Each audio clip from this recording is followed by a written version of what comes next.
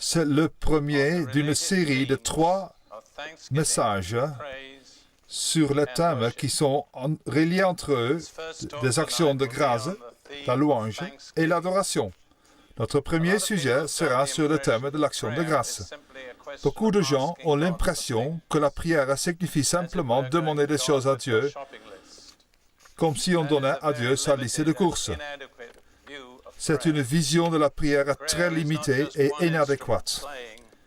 La prière, ce n'est pas juste un instrument, c'est tout un orchestre. Il y a différents instruments dans cet orchestre. Nous allons en traiter 3. L'action de grâce, la louange et l'adoration. Ce sont tous des éléments essentiels de la prière. Si vous avez simplement pris l'habitude de venir à Dieu avec votre lit de courses, sans apprendre comment y intégrer l'action de grâce et la louange, j'ai bien peur que souvent que vous reveniez de vos courses sans les choses que vous aviez demandées, parce que Dieu a mis certaines conditions sur les bases desquelles nous pouvons nous approcher de lui. Laissez-moi vous dire d'entrée qu'il n'y a pas d'accès à Dieu dans sa présence sans action de grâce et louange. Dieu l'a mis comme une condition absolue. Je parlais il y a 2 ans à un chrétien qui a à peu près mon âge. Il est chrétien depuis plus longtemps que moi. Son nom est connu dans ce pays. C'est un homme que je respecte beaucoup.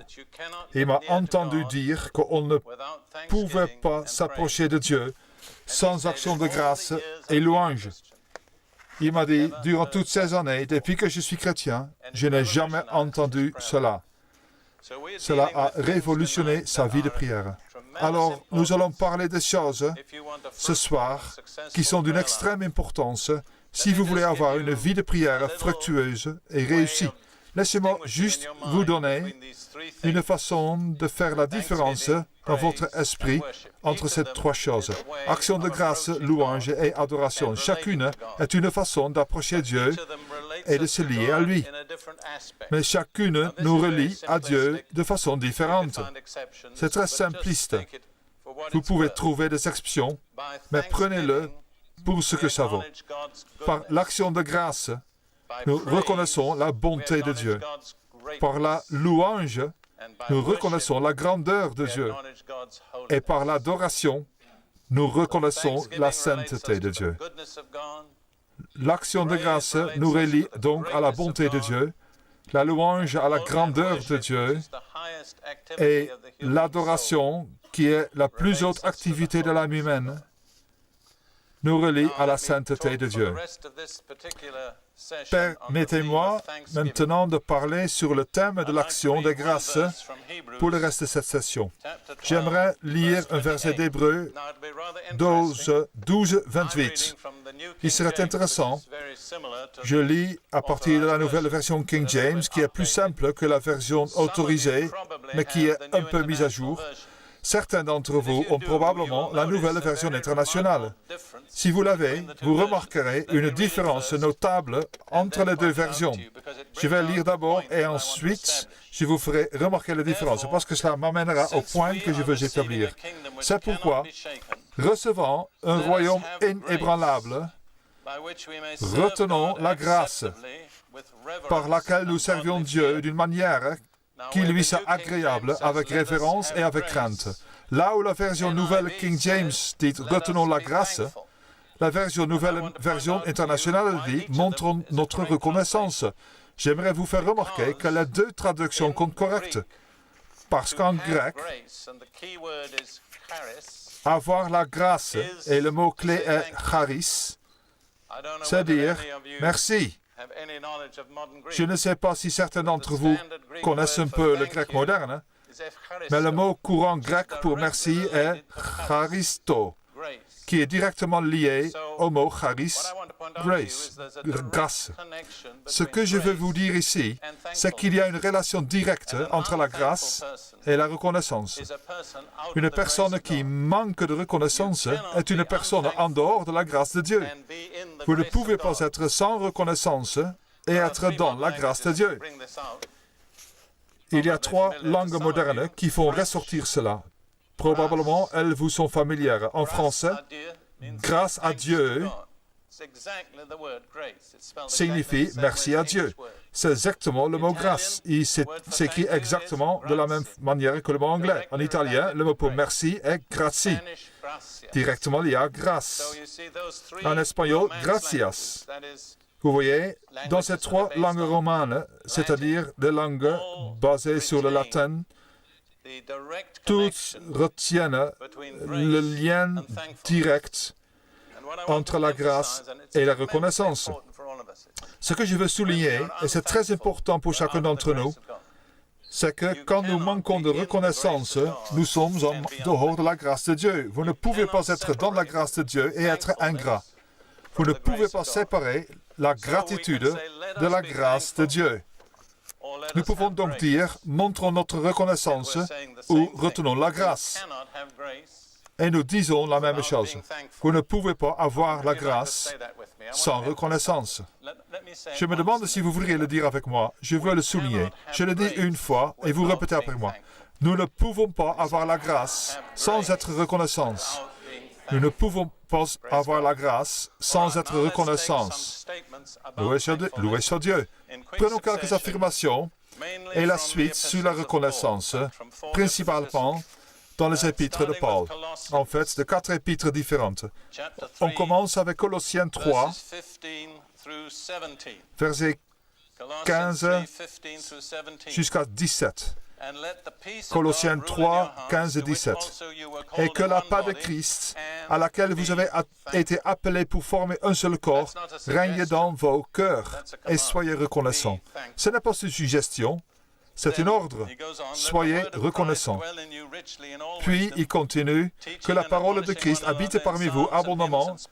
Instruisez-vous et exhortez-vous les uns les autres en toute sagesse par les psaumes, par les hymnes, par les cantiques spirituels, chantant à Dieu dans vos cœurs, sous l'inspiration de la grâce, remarquez-vous cela, et quoi que vous fassiez, en parole ou en œuvre, faites tout au nom du Seigneur Jésus, en rendant par lui des actions de grâce à Dieu le Père. Nous ne sommes donc pas autorisés à faire quoi que ce soit sans remercier Dieu. Les 2 façons de le faire sont dans le nom de Jésus et en rendant par lui des actions de grâce à Dieu. Et cela pose une merveilleuse limite. Les jeunes parfois viennent me voir et me disent « Est-ce que c'est bon pour moi de faire ceci ou cela ?» en me parlant d'un divertissement par exemple. Et je leur dis « Si vous pouvez y aller et le faire dans le nom du Seigneur Jésus et rendre grâce à Dieu par lui, c'est bien. Et si vous ne le pouvez pas, ce n'est pas bon. » Cela fixe les limites de ce que nous sommes libres de faire. Quoi que vous fassiez, en parole ou en œuvre, faites-le dans le nom du Seigneur Jésus, en lui rendant grâce. Alors, la reconnaissance n'est pas une option, elle est essentielle. Puis, dans Éphésiens 5, 18, verset 18, Paul parle de ce que signifie être continuellement rempli du Saint-Esprit. Et il dit, ne vous enivrez pas de vin, c'est de la débauche. Soyez au contraire remplis de l'esprit. Il est remarquable de voir comment l'Église s'est focalisée sur le négatif et a ignoré le positif, n'est-ce pas? Je veux dire que tout le monde sait qu'il ne faut pas s'enivrer de vin, mais combien savent qu'il faut être rempli de l'esprit? Quel est le résultat quand on est rempli de l'esprit? Le verset suivant nous le dit. Entretenez-vous par les psaumes, par les hymnes, par les cantiques spirituels, chantant et célébrant de tout votre cœur les louanges du Seigneur. Et quel est le débordement final?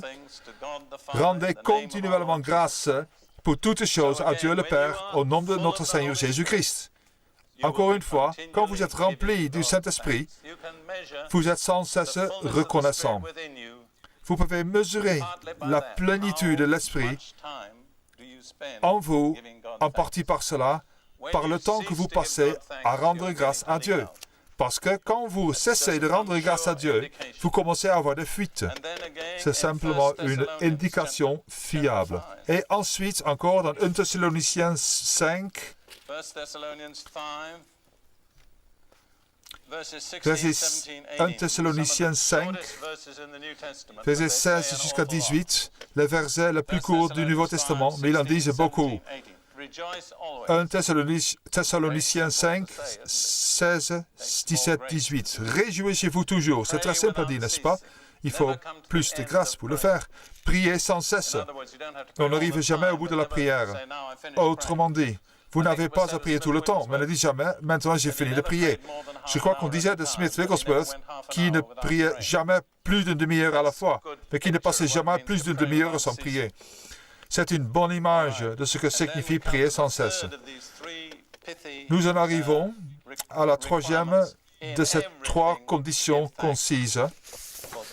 Rendez grâce en toutes choses, car c'est à votre égard la volonté de Dieu en Jésus-Christ. Quelle est la volonté de Dieu en Jésus-Christ? Rendre grâce en toutes choses. Alors, si vous ne rendez pas grâce, vous êtes en dehors de la volonté de Dieu, vous comprenez? J'ai connu beaucoup de serviteurs chrétiens qui étaient au bon endroit, faisaient le bon travail, mais qui étaient en dehors de la volonté de Dieu. Et ce n'était pas à cause de l'endroit ou du travail, mais parce qu'ils avaient cessé d'être continuellement reconnaissants. Alors, souvenez-vous, quand vous cessez d'être reconnaissant, vous êtes en dehors de la volonté de Dieu. Pas nécessairement à cause de ce que vous faites, mais parce que vous ne répondez pas à Dieu. Puis, dans Philippiens 4, 6,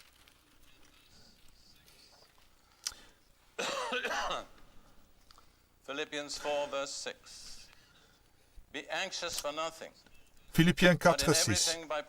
Ne vous inquiétez de rien, mais en toutes choses, faites connaître vos besoins à Dieu par des prières et des supplications avec des actions de grâce. N'apportez jamais une requête à Dieu sans action de grâce. Il y a des années de cela, j'ai été très impressionné par le journal de John Wesley. Je me souviendrai toujours de son commentaire sur ce verset. Il disait, en toutes choses, par des prières et des supplications, il a pris ces 4 mots, toutes par la prière. Il a dit, je suis persuadé que Dieu fait tout par la prière et rien sans elle. Je crois que c'est vraiment une vérité de base. Et je crois que c'est vraiment une vérité de base. Mais Paul dit ici, n'apportez pas de requête à Dieu sans action de grâce. Quoi que vous demandiez, apportez-le avec des actions de grâce. Et nous allons considérer cette question que j'ai déjà évoquée sur l'approche de Dieu. Le meilleur endroit pour le voir, c'est le psaume 100. Un psaume magnifique et bien connu. En parlant du fait d'entrer dans la maison de Dieu et de s'approcher de Dieu, il dit au verset 4, « Entrez dans ses portes avec des actions de grâce, dans ses parvis avec la louange. Célébrez-le, bénissez son nom. » Remarquez qu'il y a 2 étapes pour accéder à Dieu. La première, c'est à travers les portes. La seconde, à travers les parvis. Les portes vous permettent d'entrer dans les parvis. Et les parvis donnent accès à la maison de Dieu. Mais vous ne pouvez entrer que par la voie décrite, qui est ces portes avec action de grâce, ces parvis avec des louanges. La première étape pour accéder à Dieu, c'est l'action de grâce. La seconde, la louange. Nous allons le faire la prochaine fois. Je suis entièrement convaincu qu'une personne ne peut avoir accès à la proximité de Dieu que par la voie décrite, à savoir l'action de grâce et la louange. Certains d'entre vous peuvent prier et sentir qu'ils sont très loin de Dieu. La raison probable est que vous n'avez pas suivi le chemin prescrit. Vous pouvez vous tenir en dehors des parvis et crier à Dieu. Il vous entendra et il aura pitié de vous. Mais vous n'aurez accès. Mais vous n'aurez accès à lui qu'à travers l'action de grâce et la louange. Il a imposé et il ne le changera pas. Puis vous dites, bien sûr, pas vous, mais d'autres, eh bien, je n'ai vraiment pas de raison de remercier Dieu. Pourquoi devrais-je le remercier? Les choses vont mal, ma vie est une véritable chaos. Pourquoi devrais-je remercier Dieu? Le psalmiste vous a donné 3 réponses. Au verset 5, il dit, car l'Éternel est bon, sa bonté demeurera toujours, et sa fidélité d'âge en âge. Ces 3 choses sont toujours vraies. Peu importe comment vous vous sentez, Peu importe les circonstances, ces choses ne changent jamais. L'Éternel est toujours bon. Sa miséricorde est éternelle. Sa vérité durera toujours. Vous avez donc 3 raisons permanentes et invariables de remercier Dieu. Ne vous centrez pas sur vos sentiments, sur votre situation. Centrez-vous sur les aspects intemporels, éternels de la nature de Dieu dans son rapport avec nous. Et vous remercierez Dieu sans cesse. Nous avons tant de choses pour lesquelles remercier Dieu. C'est une honte si nous ne le faisons pas.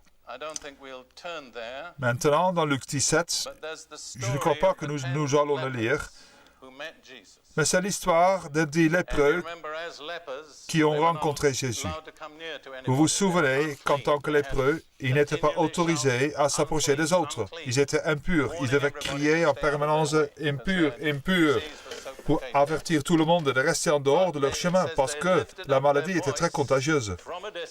Mais il a dit qu'ils ont élevé leur voix à distance et qu'ils ont crié à Jésus et dit « Jésus, Maître, aie pitié de nous ». Et Jésus leur a fait cette simple réponse « Allez vous montrer au sacrificateur ». Une personne qui était guérie ou purifiée de la lèpre devait se présenter en personne au sacrificateur pour obtenir un certificat disant qu'elle n'était plus contagieuse. En leur disant d'aller se montrer au sacrificateur, Jésus disait, sur le chemin, vous serez guéris. Le sacrificateur va certifier que vous n'avez plus la lèpre.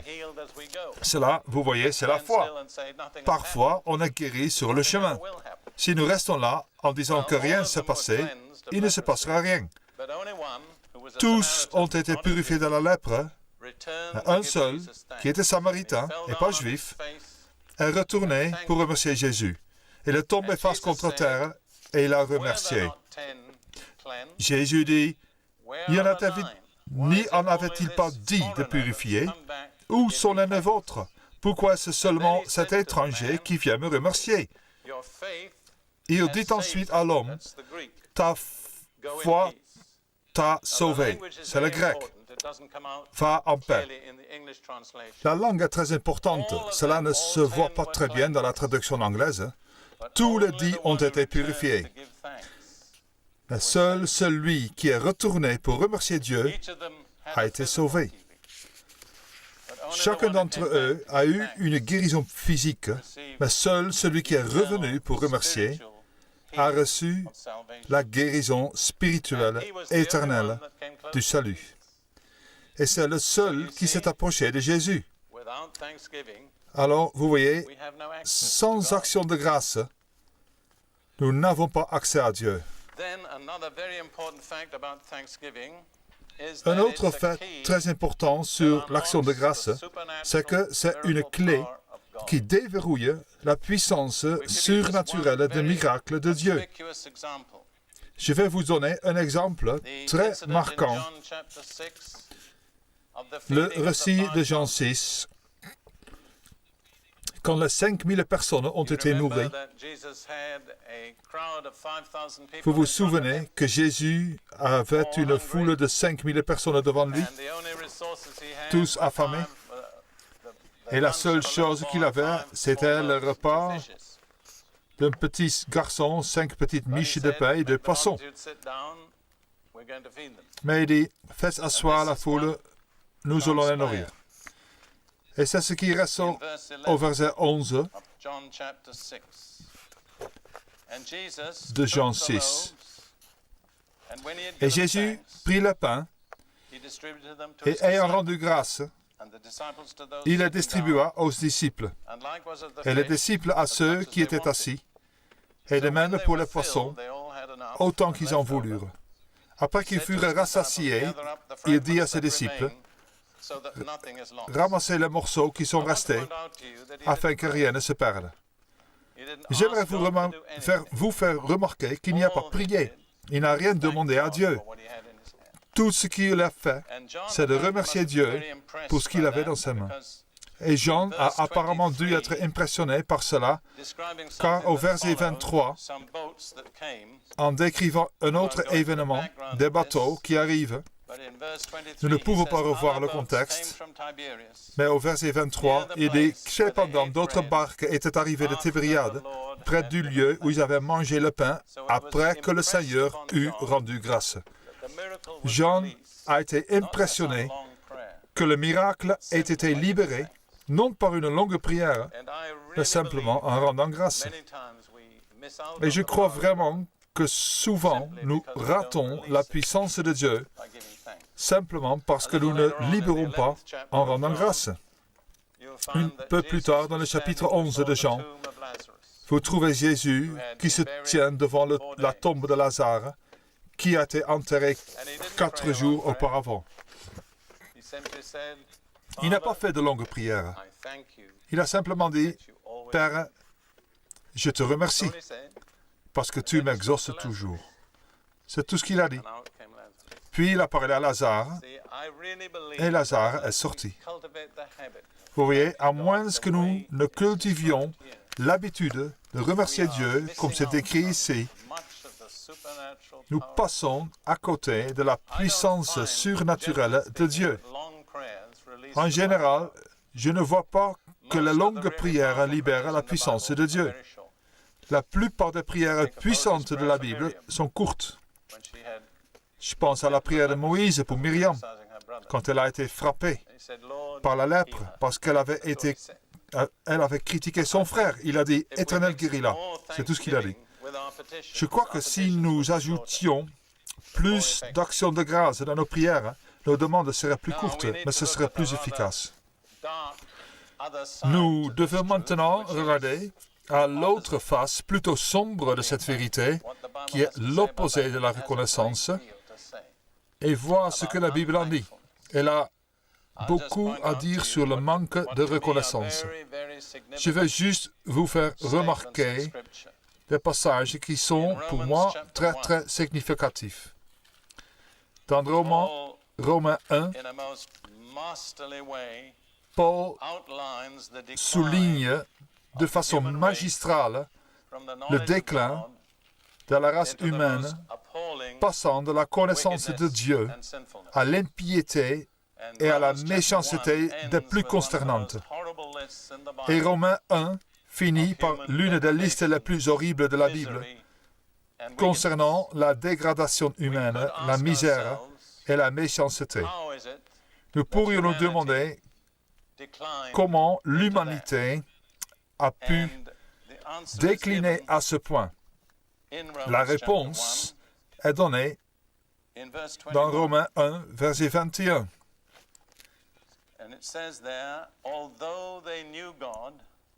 Il est dit, parce que, ayant connu Dieu, ils ne l'ont point glorifié comme Dieu et ne lui ont point rendu grâce.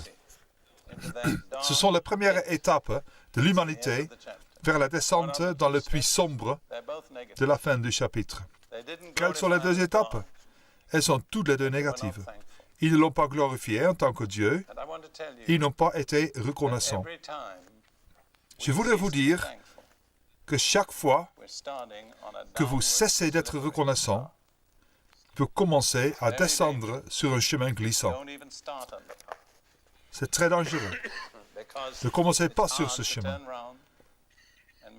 parce que c'est dur de vous en détourner et de retrouver le bon chemin. Encore une fois, dans 2 Timothée 3, nous avons une autre liste effrayante. Il est intéressant de comparer Romains 1 et 2 Timothée 3. Romains 1 est ce que j'appellerais le résultat logique et 2 Timothée 3 est le résultat historique. À quoi va ressembler l'humanité dans les derniers jours à la fin des temps? Et ici, nous avons cette image. En commençant au verset 1 de 2 Timothée 3, sache que dans les derniers jours, il y aura des temps difficiles. Qu'est-ce qui va amener ces temps difficiles? Le déclin du caractère humain. Car les hommes seront égoïstes. C'est la racine de tout le problème. Amis de l'argent, fanfarons, hautains, blasphémateurs, rebelles à leurs parents, ingrats, quel est le mot suivant, et religieux.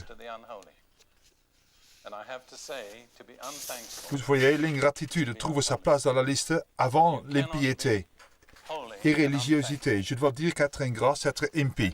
Vous ne pouvez pas être saint et ingrat. Si vous êtes reconnaissant, c'est une grande aide pour être saint. Quel est le contraire de la gratitude? Quel genre de conduite est à l'opposé? Vous pourriez me donner beaucoup de mots différents, mais je crois que le mot biblique est le murmure, ou, en français moderne, se plaindre. Je voudrais vous dire qu'en général, quand nous disons quelque chose, c'est soit positif, soit négatif. Il y a très peu de mots neutres. Alors, si nous ne sommes pas reconnaissants, nous finirons sans doute par murmurer et nous plaindre. Ne donnez pas de détails, mais combien d'entre vous vivent avec quelqu'un qui se plaint tout le temps? Une femme a levé la main. Elle ne pouvait pas la laisser baisser. Je crois que vous serez d'accord pour dire que c'est pénible. Ne soyez pas ce genre de personne. Regardons ce que Paul dit dans 1 Corinthiens 10, verset 10. Il avertit, je pense que c'est verset 10, il avertit les chrétiens contre le fait de tomber dans les mêmes erreurs qu'Israël après que le peuple ait été délivré d'Égypte. Il dit au verset 7, ne devenez pas idolâtres comme quelqu'un d'entre eux. Ne nous laissons pas entraîner à l'immoralité sexuelle. Verset 9, ne tentons pas le Christ. Et puis, il dit au verset 10, ne murmurez pas, comme murmurent quelques-uns d'entre eux qui périrent par l'exterminateur. Il y a beaucoup d'exemples de cela, mais si vous regardez Nombre 21, Israël s'est découragé et s'est impatienté à cause du long et épuisant voyage. Ils ont commencé à murmurer contre Dieu et contre Moïse. Dieu a envoyé des serpents brûlants contre eux qui les ont mordus et ils ont commencé à mourir. Alors, entre autres choses, cela ne paye pas de murmurer parce que cela vous expose aux serpents brûlants. Pas nécessairement des serpents physiques, mais toutes sortes de poisons entrent en vous à travers le murmure, à travers le manque de reconnaissance. Nous sommes donc vraiment confrontés à ces deux possibilités qui s'opposent, être reconnaissant ou murmurer. Décidez-vous. Faites volonté. Je vais être reconnaissant. Je vais trouver la base biblique pour la reconnaissance. Je vais trouver les raisons bibliques pour être reconnaissant et je vais mettre en pratique le fait de remercier Dieu en tout temps.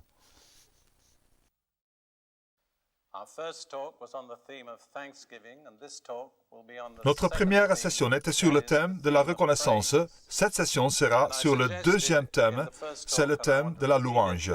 Je vous ai suggéré dans le premier message, et je veux le répéter, que ces trois activités de l'esprit humain, l'action de grâce, la louange et l'adoration, nous permettent de nous lier à trois aspects différents de la nature de Dieu. Par l'action de grâce, nous reconnaissons la bonté de Dieu, toute la bonté, les bonnes choses qu'il a fait pour nous. Par la louange, nous reconnaissons la grandeur de Dieu. C'est notre réponse appropriée à sa majesté qui inspire la crainte. Et enfin, par l'adoration, nous reconnaissons la sainteté de Dieu. Nous allons, dans notre deuxième message, focaliser sur la louange. À la lumière de ce que j'ai dit sur la reconnaissance de la grandeur de Dieu, je crois qu'il est approprié de commencer avec le psaume 48, verset 2. Psaume 48, 2. L'Éternel est grand. Il est l'objet de toutes les louanges dans la ville de notre Dieu, sur sa montagne sainte. Ainsi, notre reconnaissance de la grandeur de Dieu, c'est de le louer grandement. Autrement dit, notre louange devrait être proportionnelle à sa grandeur, ce qui signifie qu'il n'y a vraiment pas de limite. Nous ne pourrons jamais épuiser la puissance et la possibilité de la louange. Nous avons vu, quand nous avons parlé de l'action de grâce dans le psaume 100, que l'action de grâce est la première étape dans notre approche de Dieu. La louange est la deuxième. Une fois que nous avons passé l'action de grâce, nous passons à la louange. Laissez-moi vous dire que l'action de grâce et la louange ont un effet psychologique très important. Si nous venons à Dieu avec de grandes demandes, avec des choses qui nous semblent dures et compliquées, plus nous remercions Dieu pour ce qu'il a déjà fait, plus il sera facile de le croire pour ce qu'il veut faire ensuite. Mais si nous ne venons pas avec des actions de grâce, nous n'avons rien qui fonde notre foi. Alors, regardons encore une fois le psaume 100, ces deux versets, 4 et 5. Entrez dans ses portes avec reconnaissance, dans ses parvis avec des chants de louange. Célébrez-le, bénissez son nom. Il n'est en aucun cas ennuyeux de répéter les trois raisons invariables pour remercier et louer Dieu. Car l'Éternel est bon, sa bonté dure éternellement, et sa fidélité de génération en génération. Si vous avez votre Bible ouverte sur une version qui dit à peu près cela, pourquoi ne pas le dire tous ensemble comme un acte de foi? Car l'Éternel est bon, sa bonté dure éternellement, et sa fidélité de génération en génération. Disons merci Seigneur. Amen. C'est une application de la leçon. Il y a une autre belle image que je voudrais vous faire remarquer dans Ésaïe 60. C'est l'un de ces glorieux passages dans le dernier chapitre d'Ésaïe. Ésaïe 60, verset 18. C'est une description de la ville de Dieu, la ville dans laquelle nous avons le droit d'accès à travers le salut et le sang de Jésus. Nous avons une très belle image de cette ville dans Ésaïe 78. Il ne sera plus jamais question de violence dans ton pays, ni de destruction et de malheur sur ton territoire. Nous pouvons arriver à un endroit dans la présence de Dieu où la violence et la destruction sont juste des échos à distance et n'ont pas vraiment de réalité dans la présence de Dieu. Comment arriver là? Tu appellerais tes murailles salut et tes portes louange. Le mur qui entoure la présence de Dieu est le salut. Mais tous les grilles ont un titre qui est louange. Autrement dit, si vous voulez entrer dans le mur, quelle est la porte ou la grille à passer? La louange, exact. Pas de louange, pas d'accès. C'est le seul chemin pour entrer par l'obéissance dans la présence de Dieu. Maintenant, je vais prendre le reste de cette session pour vous montrer 7 faits bibliques sur la louange. Il y en a même plus, mais je sens que ceux-ci sont significatifs et qui vont vous aider à construire votre foi. Tout d'abord, tournons-nous vers le psaume 22, verset 4.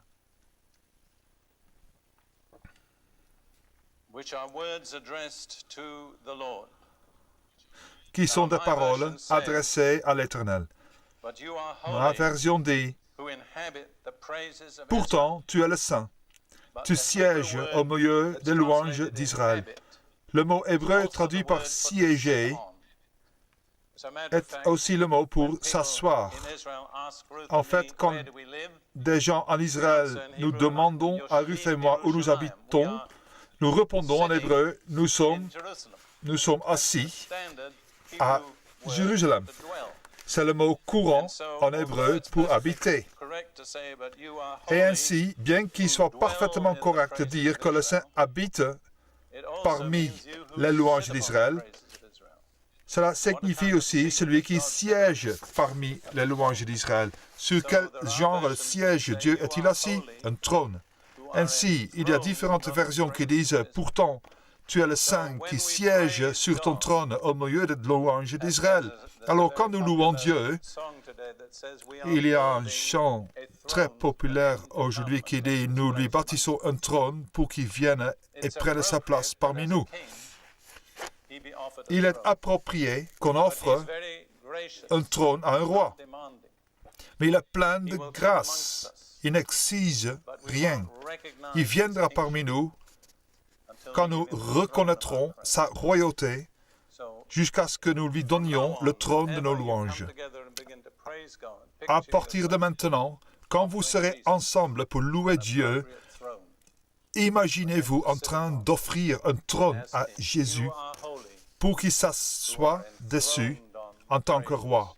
Pourtant, tu es le Saint qui siège sur ton trône au milieu des louanges d'Israël.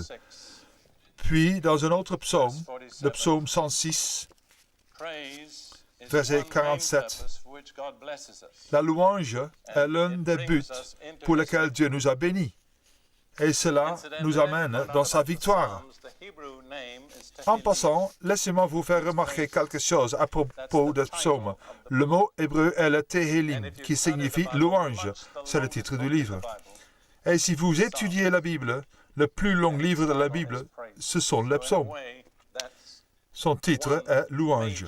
Ainsi, d'une certaine façon, un élément majeur dans la révélation globale de Dieu, ce sont ces louanges. Si vous trouvez difficile de louer Dieu, je vous suggère de prendre un bon moment pour lire les psaumes. Si vous le pouvez, lisez-les à haute voix quand vous êtes seul. Lisez-les simplement et dites « Seigneur, c'est ma prière. Je te lis cela. » C'était une prière donnée par le Saint-Esprit au psalmiste. Je la lis. Je crois que vous verrez après un petit moment que la louange va devenir bien plus naturelle pour vous.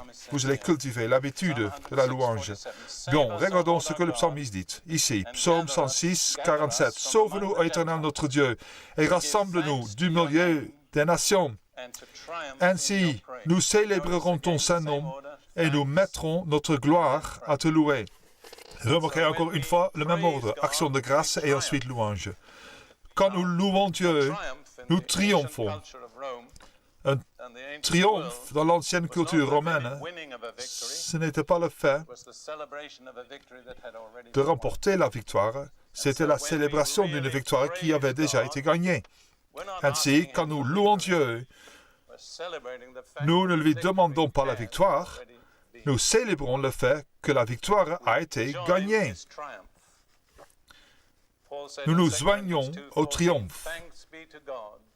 Paul dit dans 2 Corinthiens 2, 14, « Je ne puis que remercier Dieu. » Et remarquez le mot « remercier ». Merci à Dieu. Il nous associe toujours au cortège triomphal du Christ. Vous voyez, une procession triomphale est la célébration d'une victoire dans laquelle le général victorieux était conduit dans les rues de Rome dans un char tiré par un cheval blanc. Et tous les gens étaient sur le côté ou sur la chaussée le louant.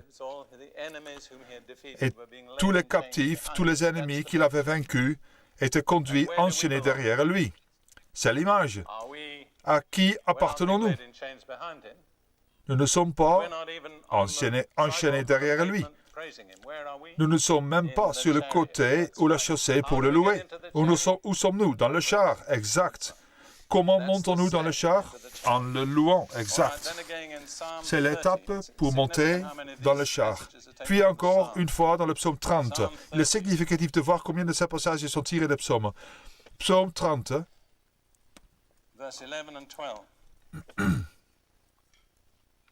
Versets 11 et 12. Il y a environ 13 ans, j'ai perdu ma première femme, ce qui était l'expérience la plus difficile de ma vie. Je veux dire, ce verset 12 est réellement vrai. Ça marche. Tu as changé mes lamentations en danse.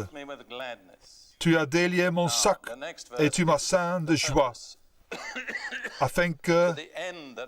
Et ensuite, l'objectif de ce verset, afin que ma gloire te chante, que je ne sois pas muet. Seigneur, mon Dieu, je te célébrerai toujours. Remarquez que quand Dieu ôte notre fardeau et nous délivre de notre deuil, il le fait dans un but. Et quel est le but? Pour qu'à la fin, notre gloire lui donne la louange. Quelle est notre gloire? Ne spéculez pas, parce que je vais vous donner directement une réponse venant de l'Écriture. C'est très important. Vous devez mettre deux passages des Écritures ensemble. Le psaume 16, verset 9, où le psalmiste dit « Aussi mon cœur se réjouit, ma gloire est dans l'allégresse, ma chair même repose en sécurité. » Encore une fois, ma gloire. Beaucoup de versions le traduisent différemment, mais dans Acte 2, verset 26, l'apôtre Pierre, inspiré par le Saint-Esprit, cite le psaume 16, verset 9. Mais il interprète le mot « gloire ». Vous avez donc cela dans Acte 2, 26. C'est pourquoi mon cœur est dans la joie et ma langue dans l'allégresse. Alors, quelle est votre gloire? Votre langue. Savez-vous pourquoi c'est votre gloire? Savez-vous pourquoi Dieu vous a donné une langue? Pour le louer, exact.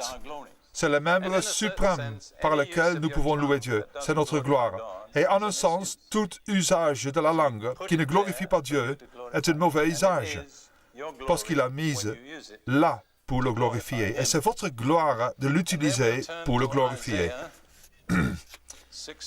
Nous allons nous tourner vers Ésaïe 61,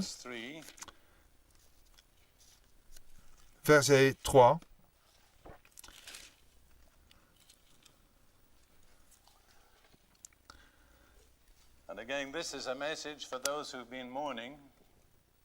Encore une fois, c'est un message pour ceux qui ont été dans le deuil et la dépression. C'est à travers ce verset que le Seigneur m'a délivré il y a des années d'un esprit de dépression pour donner aux habitants de Sion, en deuil, une belle parure au lieu de la cendre, une huile de joie au lieu du deuil, un costume de louange au lieu d'un esprit abattu. Et c'est ce dont Dieu m'a libéré, l'esprit d'abattement, etc.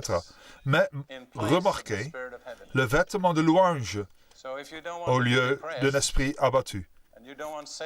Ainsi, si vous ne voulez pas être déprimé et que vous ne voulez pas que Satan vienne avec ses sombres prémonitions et ses pensées mauvaises, revêtez le vêtement de la louange, et il ne viendra pas près de vous. Je crois que j'ai eu le temps de raconter cette petite histoire. Il y a de nombreuses années en arrière, alors que j'étais pasteur d'une petite église à Bayswater, il y avait deux sœurs russes juives qui avaient réussi à s'enfuir miraculeusement de l'Union soviétique et qui avaient rencontré le Seigneur et étaient remplies du Saint-Esprit. Elles avaient l'habitude de nous rendre visite à ma première réforme et à moi pour prier. Et je vous le dis, elles faisaient plus de bruit en tant que Russes baptistes que les pentecôtistes de l'Ouest. Je veux dire qu'elles savaient louer le Seigneur. Nous étions là à passer un bon moment, tous les quatre, en louant le Seigneur ensemble. On a sonné à la porte, je suis allé ouvrir et une femme, un membre de l'église, se tenait devant moi, elle tenait un nom par la main et il m'a dit, c'est mon mari. Il vient juste de sortir de prison, il a un démon, voulez-vous prier pour lui? À cette époque, je me tenais assez loin des démons. Je veux dire que je ne savais pas quoi faire avec eux et j'étais très embarrassé. Je n'avais aucune idée de ce qu'il fallait faire. Je lui ai dit, montez, nous sommes en train de prier. C'est tout ce que j'ai pu lui dire. Nous avons simplement continué à prier, nous faisons vraiment beaucoup de bruit. Cet homme est venu vers moi. Il y a trop de bruit, j'aime pas cela, je m'en vais. Dieu m'a inspiré ma réponse. Je lui ai dit, écoutez, c'est le diable qui n'aime pas le bruit, parce que nous louons Jésus et il déteste cela. Maintenant, vous avez deux options. Si vous partez maintenant, le diable partira avec vous. Si vous restez, le diable s'en ira sans vous. Et il me dit, je reste. Environ 10 minutes plus tard, il est revenu et m'a dit, il est parti. Je l'ai senti dans ma gorge. Je n'ai jamais oublié cela parce que c'est tellement une démonstration de la façon dont la louange embarrasse le diable, beaucoup plus qu'il ne peut nous embarrasser. Alors, si vous êtes tenté d'être dépressif ou de mauvaise humeur ou malheureux, revêtez le vêtement de la louange au lieu de l'esprit abattu. Je sais que ça marche parce que ça marchait pour moi. Dans le psaume 33, verset 1, le psalmiste dit « La louange convient aux hommes droits. C'est une belle habit pour votre esprit. » Puis dans Jérémie 33, 11, nous avons un autre aspect de la louange ou action de grâce. Les deux mots sont utilisés, ce qui est important. Il parle de la restauration du peuple de Dieu et de ce qui sera entendu dans les rues de Jérusalem. Il y a un beau chant hébreu moderne basé sur cette parole. Il dit « Les cris de réjouissance et les cris d'allégresse, les chants du fiancé, les chants de la fiancée, la voix de ceux qui disent « Louez l'Éternel des armées, car l'Éternel est bon, car sa miséricorde dure toujours. » Vous remarquez que ces deux des trois raisons sont présentes. La voix de ceux qui offrent des sacrifices d'action de grâce. Il y en a aussi qui disent les actions de reconnaissance. Dans la maison, c'est important de comprendre que la louange et l'action de grâce est un sacrifice. Et alors, le temps le plus important pour louer le Seigneur, c'est que vous ne le sentez pas du tout.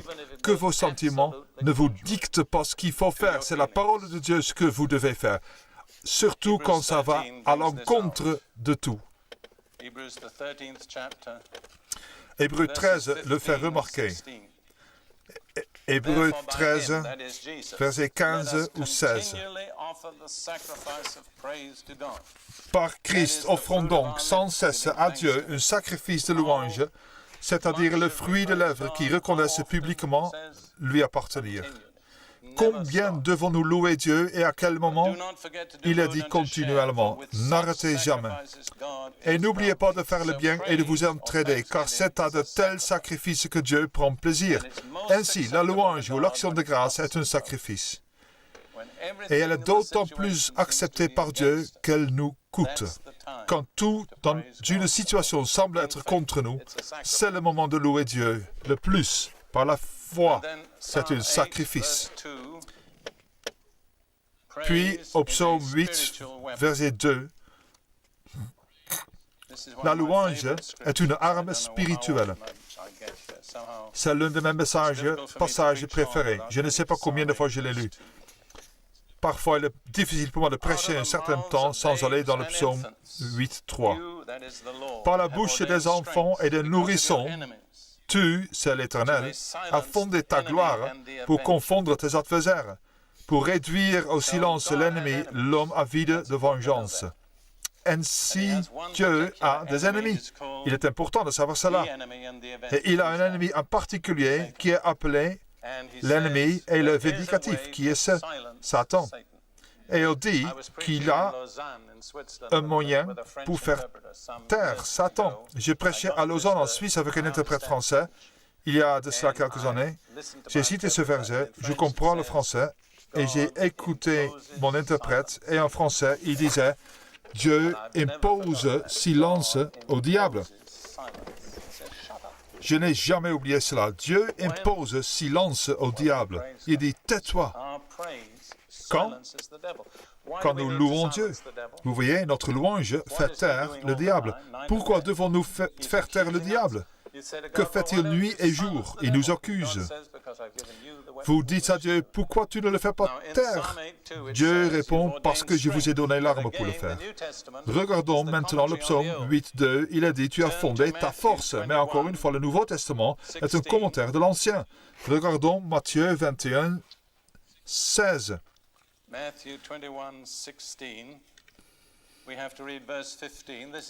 Matthieu 21, 16. Nous devons lire le verset 15. C'est la dernière semaine du ministère de Jésus à Jérusalem.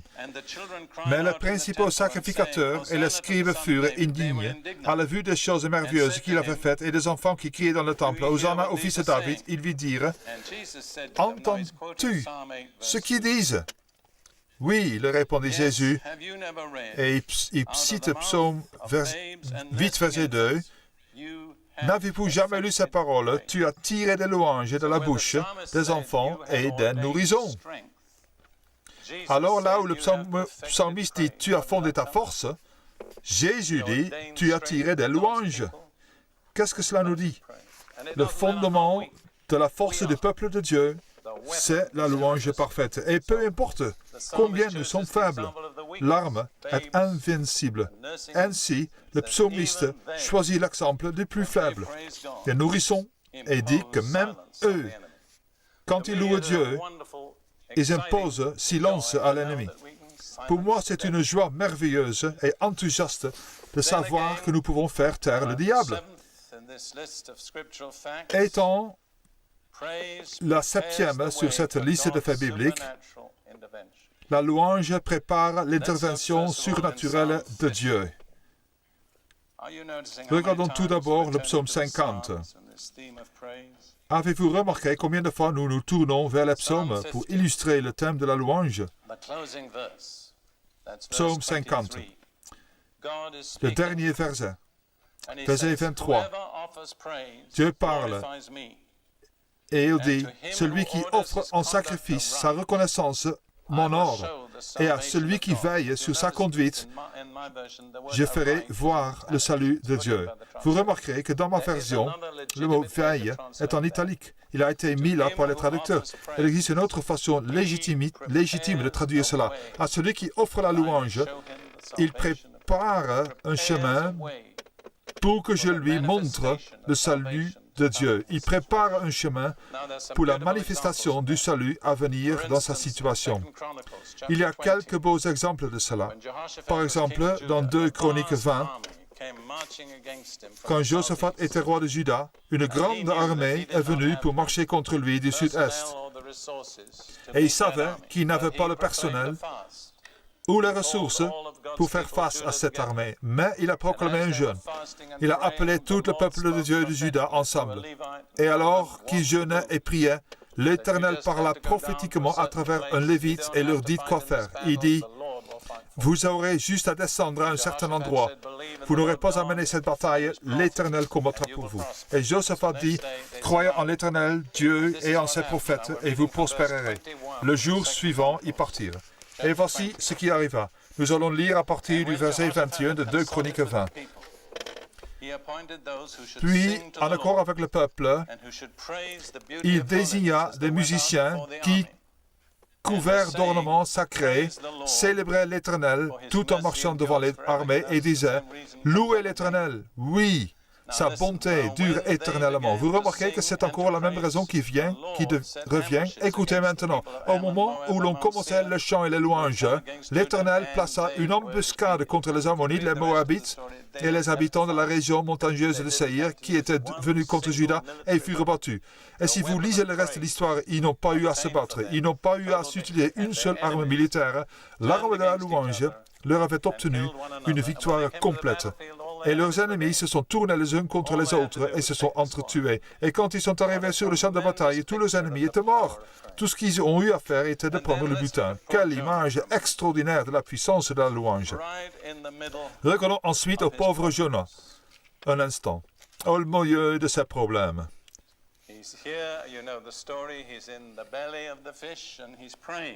Vous connaissez l'histoire, il est dans le ventre du poisson et il prie un bon moment. Jonas 2:2, il dit, dans ma détresse, j'ai invoqué l'Éternel et il m'a exaucé. Du sein du séjour de mort, j'ai crié et tu as entendu ma voix. Et il continue à prier pendant 7 versets et rien ne se passe. Au verset 8, il commence à remercier Dieu et le poisson ne peut plus le retenir. Nous lisons simplement le dernier verset, verset 9. Quant à moi, je t'offrirai le sacrifice avec un cri de reconnaissance. C'était vraiment un sacrifice. Quand vous êtes dans le ventre d'un poisson, commencez à remercier Dieu, demande la détermination. Mais cela valait la peine et ça a payé, vous voyez. J'accomplirai le vœu que j'ai fait. Le salut vient de l'Éternel. Puis il dit, l'Éternel parle au poisson. Et le poisson vomit Jonas sur la terre. Quand l'Éternel a-t-il parlé au poisson? Quand il a commencé à louer et à remercier Dieu. Ensuite, nous trouvons un bel exemple dans le livre des Actes, dans le ministère de Paul et Silas. Paul avait exercé le ministère de délivrance. Il avait chassé une démon d'une femme qui prédisait l'avenir et toute la ville était dans le tumulte. Paul et Silas furent méchamment battus et finirent dans une prison de haute sécurité. Ils étaient à minuit. Un frère qui est un ami très cher me dit qu'ils ont dû se parler ainsi. Silas aurait pu dire à Paul, « Pourquoi tu as commencé à délivrer cette femme? Tout allait bien jusqu'à ce que tu as commencé à chasser les démons. » Mais ce n'est pas ce qu'ils ont fait. Lisons ce qu'ils ont fait. Acte 16, 25. Vers le milieu de la nuit, Paul et Silas priaient et chantaient les louanges de Dieu dans cette prison d'haute sécurité, et les prisonniers les écoutaient. Ils n'avaient jamais vu des gens comme ça en prison auparavant. Tout d'un coup, il y a eu un tremblement de terre si violent que les fondations de la prison ont été ébranlées, toutes les portes se sont immédiatement ouvertes et les liens de tous les prisonniers ont été détachés. Qu'est-ce qui a libéré le tremblement de terre? Et je veux dire que c'était un tremblement de terre surnaturel qui a délié les chaînes des prisonniers. Ce n'était pas simplement un tremblement de terre ordinaire. Qu'est-ce qui a provoqué le tremblement de terre? La louange, exact. Ainsi, celui qui offre la louange prépare un chemin pour Dieu pour lui montrer son salut. Laissez-moi terminer rapidement par une petite liste sans trop approfondir. Toutes les références sont dans votre compte rendu. Tout d'abord, quand louer Dieu? La réponse est chaque jour pour l'éternité, à chaque fois et continuellement. Cela ne laisse aucun doute. Maintenant, comment louer Dieu? De tout votre cœur, votre compréhension, les mains levées, avec les lèvres et une bouche remplie de joie, levant les mains comme un sacrifice du soir, avec la danse, avec les timbales et la danse. Les références bibliques sont données. Qui doit louer Dieu? Le psaume 148 donne une liste de 29 différentes sortes de personnes qui doivent louer Dieu. Et puis, si vous avez encore un doute, le psaume 150 dit que c'est tout ce qui respire. Cela ne laisse personne en dehors. Mais il y a juste une catégorie de personnes qui ne louent pas le Seigneur. Qui? Les morts. Alors, vous connaissez votre problème, n'est-ce pas?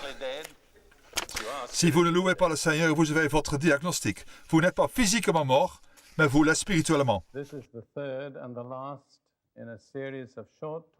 C'est le troisième et le dernier d'une série de messages courts sur le thème de la reconnaissance, la louange et l'adoration.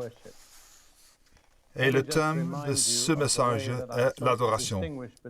Permettez-moi de vous rappeler la façon comment j'ai fait une association entre les trois activités. Par la reconnaissance, nous reconnaissons la bonté de Dieu. Par la louange, nous reconnaissons la grandeur de Dieu. Et par l'adoration, nous reconnaissons la sainteté de Dieu. Personnellement, je crois que l'adoration est la plus haute activité dont l'être humain est capable. La louange et l'action de grâce sont des expressions. Elles sortent de notre bouche. Nous parlons ou nous chantons ou nous pouvons même crier. Mais l'adoration n'est pas en premier lieu une expression. C'est très important parce que j'ai vu que peu de gens le comprennent. Autant que je sache, chaque mot qui est utilisé dans la langue originale de la Bible, soit en hébreu de l'Ancien Testament, soit en grec du Nouveau, décrit une attitude du corps pour l'adoration. L'adoration n'est pas vraiment une expression, c'est une attitude. Bien entendu, pas juste une attitude du corps physique, mais une attitude de tout l'être intérieur. Il y a certaines attitudes spécifiques qui sont caractéristiques de l'adoration dans la Bible. Tout d'abord, courber la tête. Quand Moïse est revenu vers le peuple en Égypte, après son entretien avec Dieu au buisson ardent en Égypte, avec les nouvelles que Dieu lui donnait, et qu'il a donné son message aux anciens, il a dit qu'ils ont penché, courbé leur tête. Ils adoraient. C'était leur première réponse. Ce n'était pas une expression, c'était une attitude. Et parfois, ce n'est pas simplement la tête, mais le haut du corps, souvent accompagné des mains étendues, paume vers le haut. C'est un fait intéressant que le mot hébreu pour merci, touda, soit directement lié au mot hébreu pour main. L'hébreu est une langue, comme je le dis, très physique. Elle ne fait pas dans l'abstrait. Elle est dans le concret. Alors, merci, c'est étendre la main. Et quand nous étendons nos mains vers Dieu, nous disons merci. Je crois que nous étendons nos mains vers le haut pour recevoir tout ce qu'il veut nous communiquer. Ensuite, se mettre à genoux est une attitude très caractéristique de l'adoration. J'apprécie les églises liturgiques qui ont retenu la pratique de la génuflexion. J'ai été élevé dans l'église anglicane. Je savais les moments où il fallait s'agenouiller. Je crois que le fait de s'agenouiller est une partie très importante de notre adoration. Je crois que certains charismatiques ou pentecôtistes perdent cela. J'ai été à certaines réunions où Dieu avait amené la réunion à une apogée et j'ai suggéré que tout le monde se mette à genoux. Et nous avons eu l'une des plus puissantes visitations du Saint-Esprit quand nous étions tous devant Dieu à genoux. Bien sûr, je réalise que ce peut être une formalité religieuse qui a perdu sa signification, mais ne nous privons pas de la bénédiction de nous agenouiller devant Dieu. L'adoration, et je crois que c'est probablement le mot principal, cela signifie tomber prostré sur votre face devant Dieu. Je souris toujours parce que beaucoup de gens chantent cet hymne qui dit que les anges se prosternent. Et la plupart des gens qui chantent cela n'imaginent même pas qu'ils pourraient eux-mêmes se prosterner. C'est bon pour les anges, mais ne demandez pas à ce digne être humain de tomber sur leur face. Il n'y a pas beaucoup de grands hommes de la Bible que vous pouvez trouver qui n'ont pas, à un moment ou à un autre, fini face contre terre devant Dieu. C'est peut-être l'acte ultime d'adoration. En général, quand Ruth et moi voyageons pour un engagement de prédication, nous cherchons à nous préparer avant. Je ne dirais pas que nous faisons toujours cela, mais à un certain moment, nous finissons prostrés, face contre terre, devant Dieu. C'est une sorte de reconnaissance. Seigneur, nous sommes totalement dépendants de toi. Nous n'avons rien à donner. Nous sommes sans force, sans justice, sans sagesse, à moins qu'elles ne viennent de toi. J'aime ces paroles de John Bunyan. Elles ne me quittent pas. Celui qui est en bas n'a pas à craindre la chute. Celui qui est faible, pas d'orgueil. Celui qui est humble toujours aura Dieu pour être son guide. Quand vous êtes à terre, vous ne pouvez pas aller plus bas. Vous n'avez pas peur de tomber. C'est une position sûre d'être à plat ventre devant Dieu. J'aimerais me tourner vers un exemple d'adoration céleste que je crois nous donne des principes importants. Il se trouve dans le prophète Ésaïe, le 6e chapitre, les 3 premiers versets. Dans cette scène, Ésaïe a une vision du Seigneur et de sa gloire céleste. Ça a toujours été un chapitre très significatif pour moi, parce que la première fois que je suis allé à une réunion pentecôtiste, et je ne savais pas que c'était une réunion pentecôtiste en fait, je ne savais pas qu'il existait des pentecôtistes, mais la première fois que j'y suis allé, le message était prêché sur ce thème en particulier. À cette époque, j'étais soldat dans l'armée britannique et je vivais comme tous les soldats, sans aller dans les détails.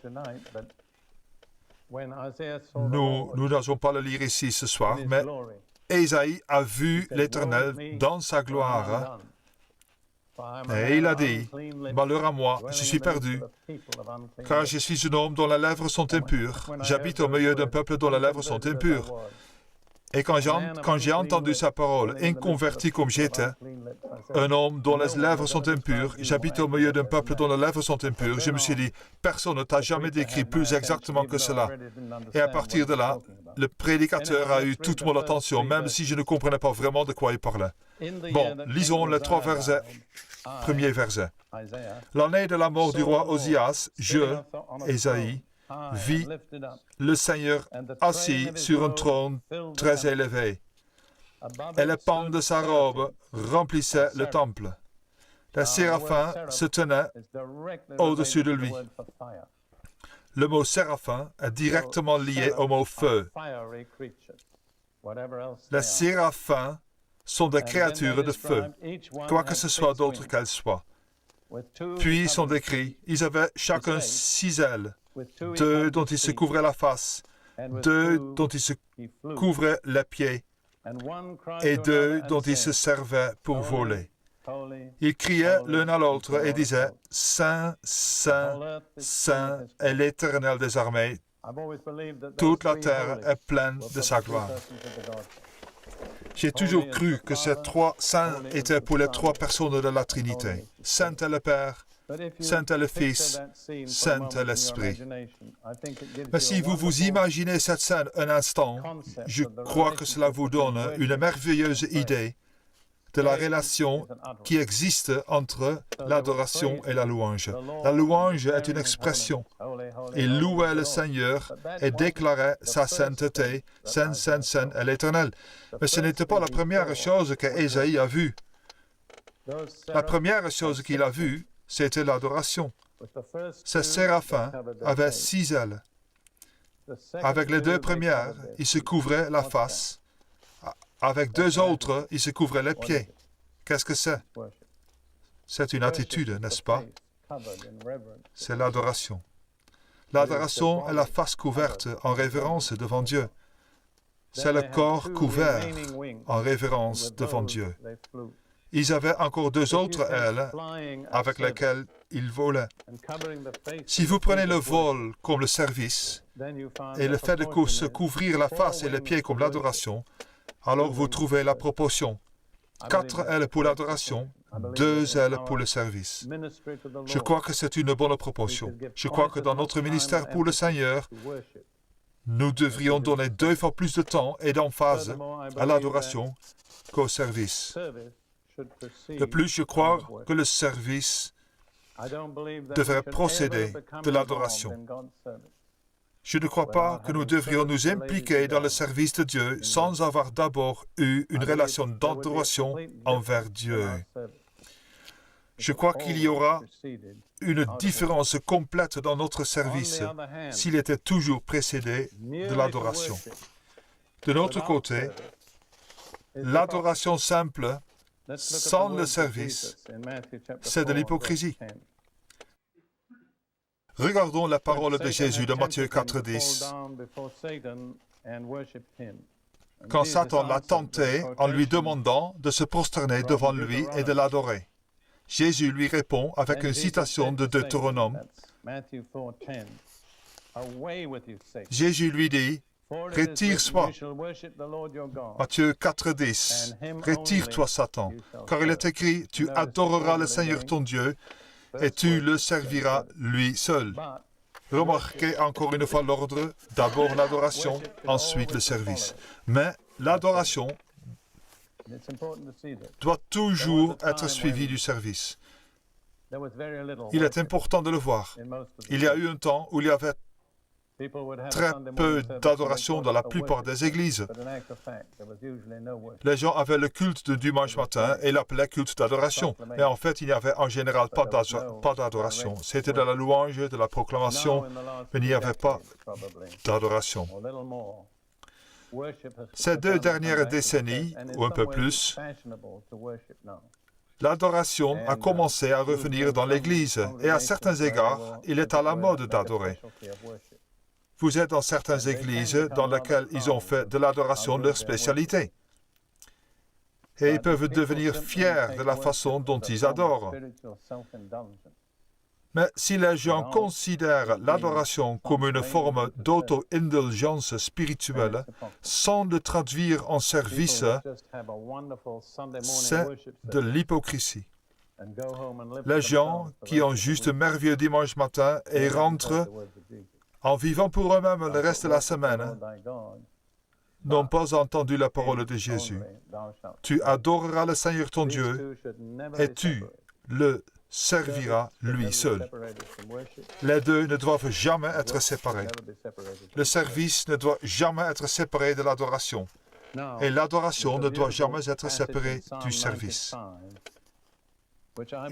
Maintenant, il y a un beau passage dans le psaume 95 qui, je crois, décrit merveilleusement bien la progression vers l'adoration.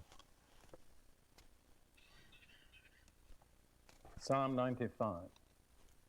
The first two verses depict loud, jubilant Psaume 95.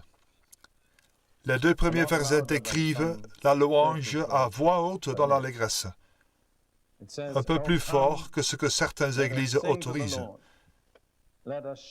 Il est dit, venez, chantons avec allégresse à l'Éternel, poussons des cris de joie vers le rocher de notre salut. Crier signifie crier. Cela ne veut pas dire chanter fort, cela signifie crier. Allons au-devant de lui avec des louanges. Faisons retentir des cantiques en son honneur. Remarquez encore les deux étapes de l'accès, l'action de grâce et la louange. Souvenez-vous de ce que nous avons dit avant, il n'y a pas d'autre voie d'accès dans la présence de Dieu. Puis, les trois versets suivants nous donnent la raison pour laquelle nous devons louer et remercier Dieu. La Bible est très logique. Elle ne vous demande pas simplement de remercier et de louer Dieu, mais elle vous dit pourquoi. Vous vous souvenez que dans le psaume 100, il y avait trois raisons. L'Éternel est bon, sa miséricorde dure à toujours, et sa fidélité de génération en génération. Ce sont les trois raisons invariables de louer Dieu. Et ici, au verset 3 à 5, nous avons les raisons suivantes. Car l'Éternel est un grand Dieu, il est un grand roi au-dessus de tous les dieux. Vous vous souvenez que j'ai dit que par la louange, nous reconnaissons la grandeur de Dieu. Ici, le mot grandeur est utilisé deux fois. L'Éternel est un grand Dieu, il est un grand roi au-dessus de tous les dieux, et nous reconnaissons sa grandeur par une louange à haute voix dans l'enthousiasme et l'allégresse. Puis, nous le voyons comme le Créateur puissant. Les lieux profonds de la terre sont en sa main, et les sommets des montagnes sont à lui. À lui est la mer, et lui-même l'a faite, et le sec, ses mains l'ont formé. Nous venons à lui pour le remercier, le louer pour la merveille de sa création. Mais ce n'est pas le seul accès. Au verset 6, nous arrivons à la louange. Ainsi, la louange et l'action de grâce sont vraiment l'accès, le moyen d'approche vers l'adoration. Et vous remarquerez immédiatement, quand nous arrivons à l'adoration, cela est une attitude. Verset 6, « Venez, prosternons-nous et humilions-nous. Fléchissons le genou devant l'Éternel, notre Créateur. » Nous sommes passés d'une manifestation à une attitude. Nous avons commencé par la louange et l'action de grâce, mais ce n'était pas le but. Quand les chrétiens s'arrêtent à la louange et à l'action de grâce, ils ratent le but que Dieu a fixé, qui est l'adoration, qui n'est pas une manifestation, mais une attitude. Venez, prosternons-nous et humilions-nous, fléchissons le genou devant l'Éternel, notre Créateur. Pourquoi? Verset 7, car il est notre Dieu. Comment, au-delà de toutes les autres façons, le reconnaissons-nous comme Dieu en faisant quoi? En l'adorant parce que l'adoration n'appartient que à Dieu. Alors quand nous l'adorons, par cet acte même, nous reconnaissons qu'il est notre Dieu. Et nous sommes le peuple de son pâturage, le troupeau que sa main conduit. Il est donc approprié pour nous, en tant que peuple de Dieu, de l'adorer. Cela reconnaît la relation entre nous en tant que peuple de Dieu et Dieu en tant que créateur et rédempteur.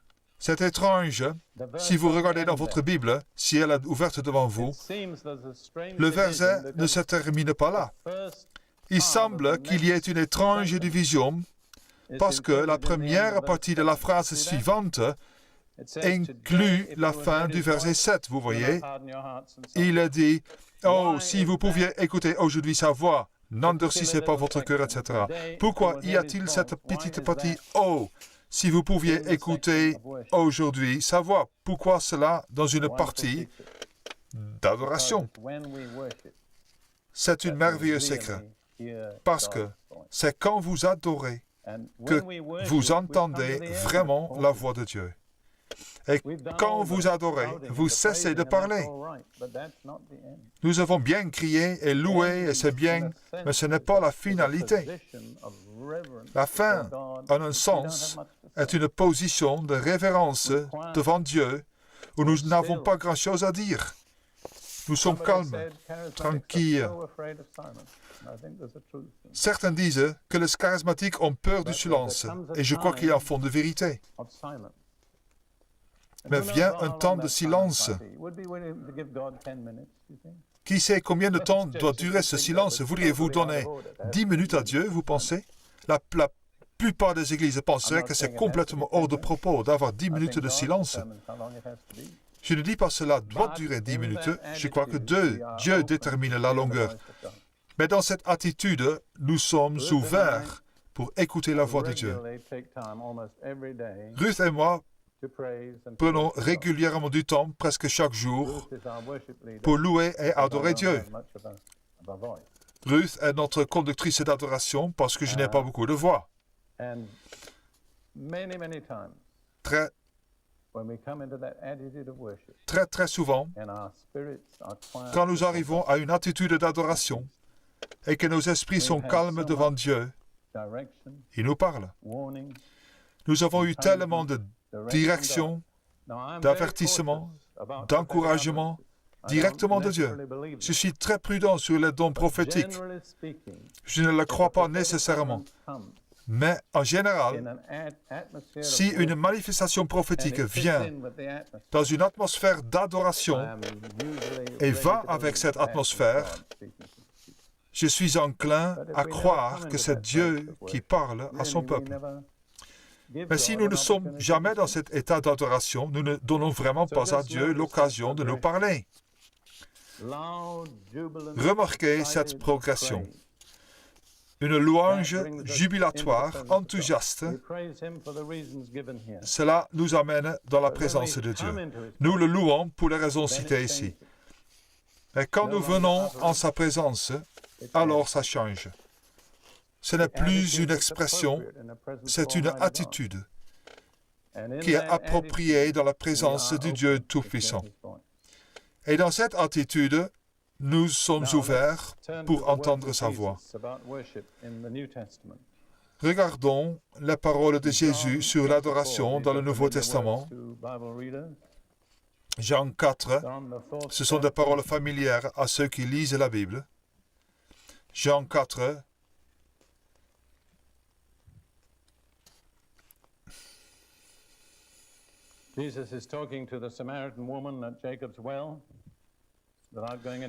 Jésus parle à la femme samaritaine au puits de Jacob. Sans aller dans le contexte, il dit au verset 23, « Mais l'heure vient, et elle est déjà venue, où les vrais adorateurs adoreront le Père en esprit et en vérité, car ce sont là les adorateurs que le Père demande. » C'est une affirmation remarquable, n'est-ce pas? Le Dieu Tout-Puissant cherche ceux qui vont l'adorer. Mais nous devons l'adorer selon ses conditions, en esprit et en vérité. Puis, Jésus continue au verset suivant, « Dieu est esprit, et il faut que ceux qui l'adorent adorent en esprit et en vérité. » Ainsi, dans l'adoration, je crois que c'est notre esprit qui est relié directement à Dieu en tant qu'esprit. Vous voyez, selon la Bible, l'homme est composé de 3 éléments, l'esprit, l'âme et le corps. Je crois que notre âme est très active pour la louange et l'action de grâce. Mais quand on en arrive à l'adoration, alors c'est notre esprit qui est en communion directe avec l'Esprit de Dieu. Et nous devons l'adorer en esprit et en vérité. Sans le Saint-Esprit, nous ne pouvons pas vraiment adorer. Je crois que ceux d'entre vous qui ont eu une expérience d'être remplis de l'Esprit vont confirmer que cela change la façon dont vous adorez. Vous avez une nouvelle dimension. Cela ne nous rend pas parfaits, ni supérieurs aux autres, mais cela libère quelque chose en nous qui nous rend capables d'apprécier ce que l'adoration doit être. Mais il est aussi dit en vérité. La vérité, je crois, demande de la sincérité. Je crois vraiment qu'il est extrêmement important que nous apprenions à être sincères dans notre adoration. Juste pour illustrer cela, je veux prendre une petite image du livre du Lévitique. Le Lévitique est un livre de l'Ancien Testament sur les ordonnances des prêtres et des sacrifices. Quel est le Lévitique du Nouveau Testament? Quel livre? Hébreux, c'est exact. En rapport avec les sacrifices, l'Éternel donne des directives sur la façon d'offrir un sacrifice et sur ce qui ne doit pas être offert. Au verset 1 et 2, il demande qu'une certaine gomme aromatique, appelée encens, soit toujours offerte sur chaque sacrifice. Regardons Lévitique 2, 1, 2. Lorsque quelqu'un fera à l'Éternel une offrande en don, son offrande sera de fleurs de farine, il versera de l'huile dessus, ce qui est un type du Saint-Esprit, et il y ajoutera de l'encens. Il apportera au sacrificateur, fils d'Aaron. Le sacrificateur prendra une poignée de cette fleur de farine arrosée d'huile avec tout l'encens et il brûlera cela sur l'autel comme souvenir. C'est une offrande d'une agréable odeur à l'Éternel. Il y avait différentes choses dans le sacrifice. Il y avait de la farine, de l'huile. Seule une partie était brûlée, mais tout l'encens était brûlé. L'encens dans l'Ancien Testament est un type de l'adoration. Et nos offrandes données à Dieu servent aussi les ministres de Dieu, le sacerdoce. Mais il y a une partie de notre offrande qui ne va jamais à personne, sauf à Dieu, c'est l'encens, l'adoration. Combien il est important de nous souvenir que nous n'offrons pas l'adoration à un être humain, mais seulement, jamais, mais uniquement au Seigneur. L'encens est une sorte de gomme aromatique qui vient d'un arbre. Et quand il est brûlé, il donne une bonne odeur. Il n'est pas vraiment beau en soi, mais il a cette bonne odeur. Et c'est ce que Dieu veut. C'est ce que notre adoration devient pour Dieu. Une bonne odeur aromatique qui monte jusqu'à ses narines. De l'autre côté, il y a une chose qui ne doit pas être mise dans les offrandes à Dieu.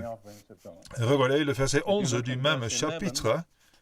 Aucune des offrandes que vous présenterez à l'Éternel ne sera faite avec du levain, car vous ne brûlerez rien qui contienne du levain ou du miel parmi les offrandes consumées par le feu devant l'Éternel. Le miel, avant d'être brûlé, est doux et goûteux. Mais quand il est brûlé, il devient comme une masse collante et noire. Et ce que le Seigneur dit ici, c'est « Ne m'offrez pas une adoration qui ne passe pas l'épreuve du feu. Offrez-moi de l'encens, parce que plus il brûle, plus il devient doux. Mais ne m'offrez pas une adoration qui, quand vous êtes éprouvé, devienne une masse noire et collante. » Pensez-y. Demandez-vous, est-ce que je mets du miel dans mes prières? Ou sont-elles avec de l'encens? Est-ce que je dis à Dieu des choses que je ne vis pas? Ou est-ce que je prie en esprit et en vérité? Notre dernière image concrète de l'adoration se trouve dans 1 Corinthiens 6. 1 Corinthiens 6.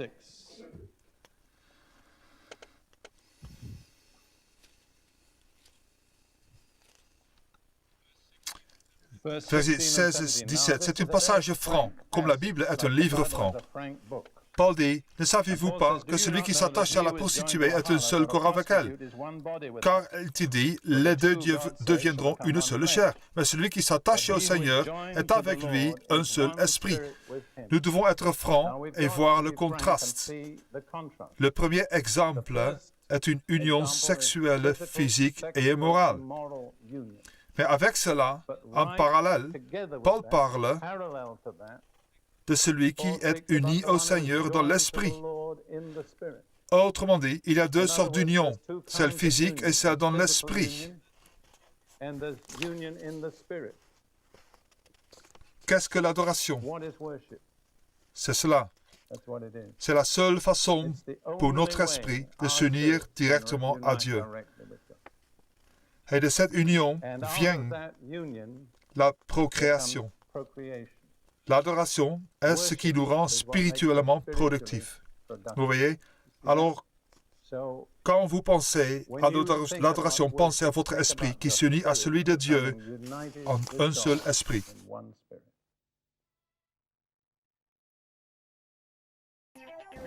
Bonjour, j'espère vraiment que ce message de Derek Prince a été une bénédiction pour vous.